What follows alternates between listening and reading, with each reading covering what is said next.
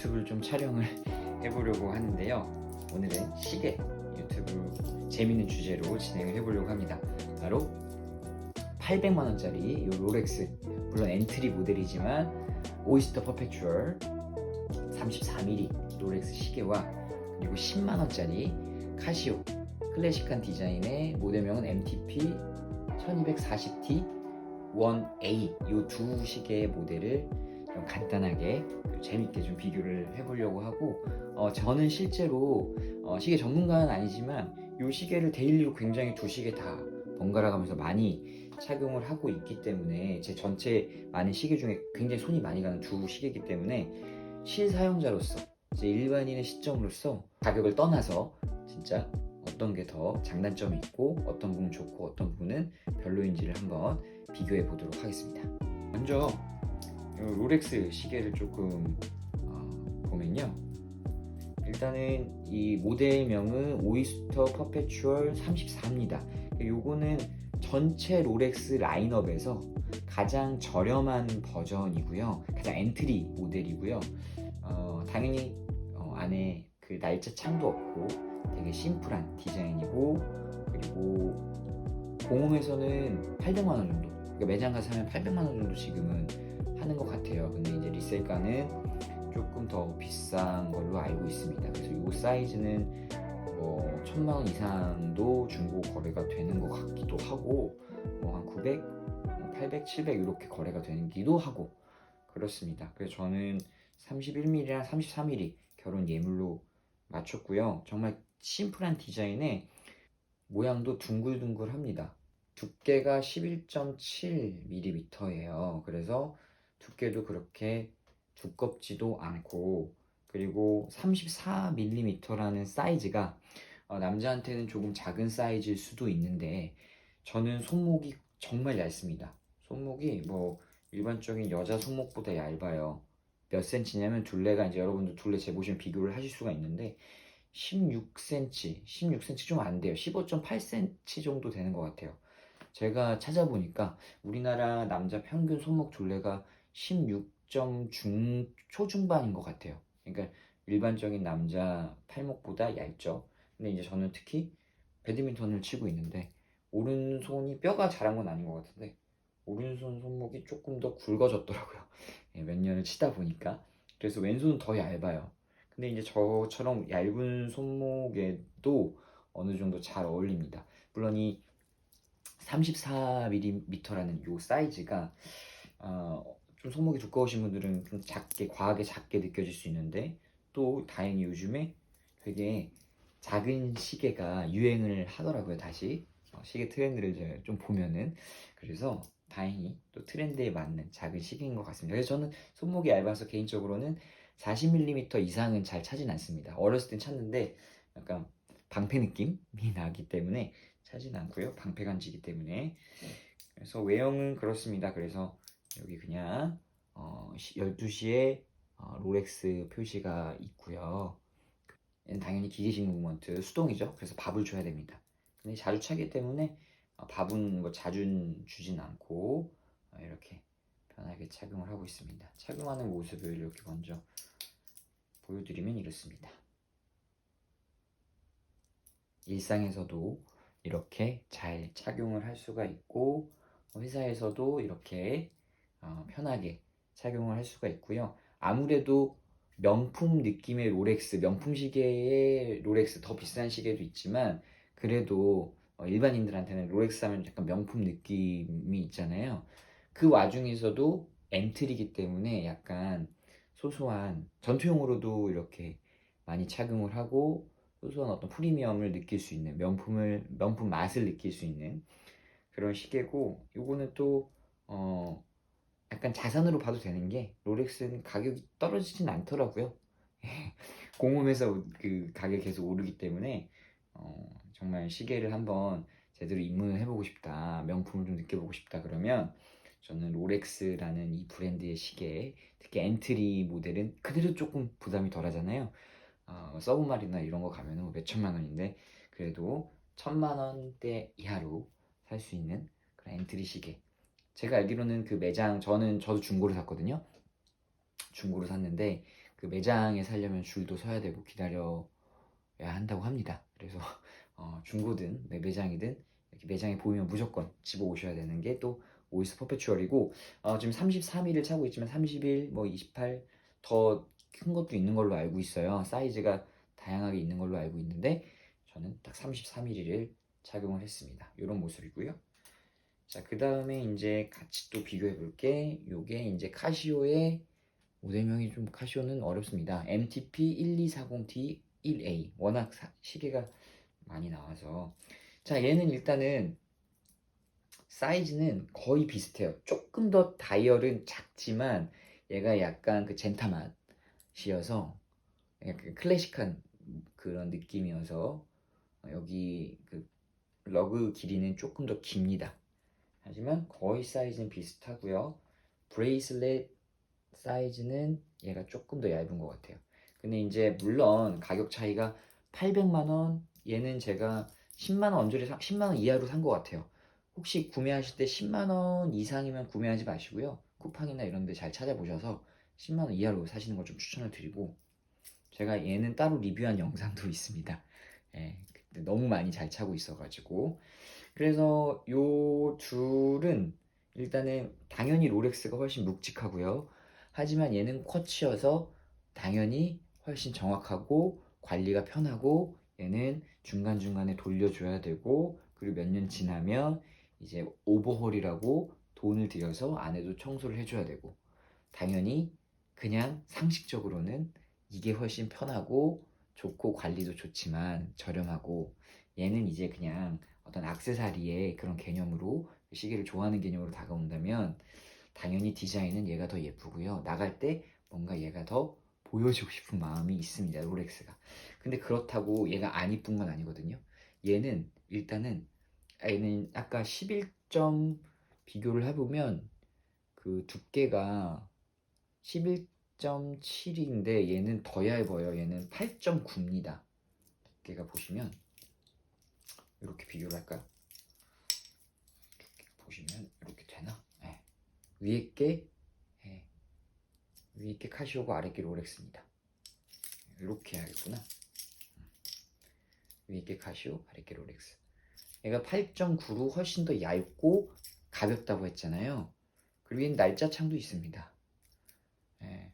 그래서 이런 카시오 시계를 살 때는 무조건 작은 사이즈를 사서 싹 손목에 가렸다 딱 보이게 하면, 이게 또 카시오 간지가 있습니다. 뭔가 어떤 느낌을 주냐면 굉장히 저 사람 실용적이다. 저 사람은 뭔가 패션도 알고 실용적인 느낌을 주는 그런 느낌의 맛을 좀 줍니다. 예, 실제로 이 모델 자체가. 그리고 디자인도 요즘에 유행하는 디자인입니다.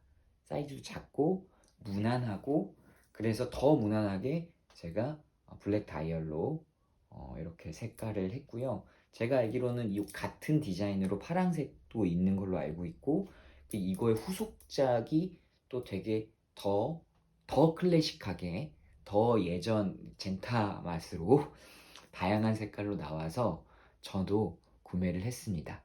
예, 색깔은 옐로우 색깔인데요. 제가 한번 잠깐 보여드릴게요. 예, 얘입니다. 최근에 구매한 이 친구인데 진짜 실물 깡패입니다. 요건 제가 나중에 또 카시오 시계만 따로 리뷰를 찍으려고 하거든요. 그때 좀 소개를 해드릴게요. 그래서 이 친구도 굉장히, 이 카시오 시계 MTP 버전 1240D 얘네도 굉장히 그냥 전투용으로 아무데나 할 수도 있고요. 심지어 이건 그냥 너무 가볍기 때문에 운동할 때도 낄 수도 있어요. 예, 그리고 반팔에도 어울리고 정장에도 어울리고 드레스 시계로도 어울리고. 그래서 저는 진짜 어느 이 롤렉스가 어떠냐면 약간 두껍기도 무겁기도 하고, 약간 두께가, 얘도 물론 드레스 시계로 완벽하지만 이 파란색 다이얼이 시계에 힘을 준다는 느낌이 있거든요. 근데 진짜 시계에 힘주지 않고 진짜 시계를 보고 싶고, 중간중간에 뭐 회의 때나 미팅 때나 제가 따로 일을 할 때, 전 또 앞에서 교육을 하거든요. 강사로서 있는데 강의할 때도 잠깐 볼 때는 얘가 셔츠에도 딱 가려지고, 딱 볼 때나 이렇게 손을 들 때도 살짝살짝 이렇게 스틸로 드레싱 시계로 보여지는 게 저는 그 느낌이 좋아서 일단은 뭐 특별한 거 없으면 웬만한 거에 다 잘 어울리기 때문에 무조건 제일 많이 착용하는 시계 중에 하나입니다. 예, 물론 이제 여기서 내가 오늘 좀 멋을 부리겠다 하면은 요 녀석으로 요즘에는 사복일 때는 많이 가고 있는데 회사에서는 보통 아직도 이 아래 버전, 예전에 샀던 버전을 착용을 하고 있습니다. 근데 오늘은 뭐 카시오 시계 나중에 하고, 오늘은 이 롤렉스 시계랑 비교를 해야 되기 때문에 이렇게 보여드립니다.